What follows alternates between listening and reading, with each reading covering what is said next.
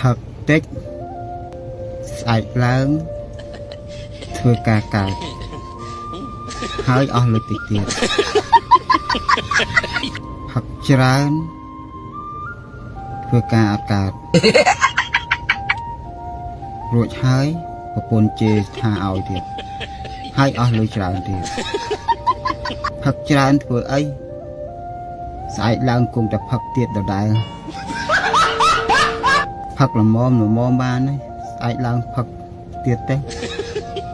កុំផឹកយប់ជ្រៅពេកត្រឹមម៉ោង11ម៉ោង12យប់បានហើយបើបានផឹកស៊ីហើយកុំនិយាយដើមមីម៉ាយធ្វើអីផឹកតិចស្អែកឡើងធ្វើការកើត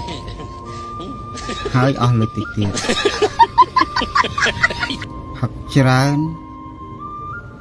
ធ្វើការអត់កើត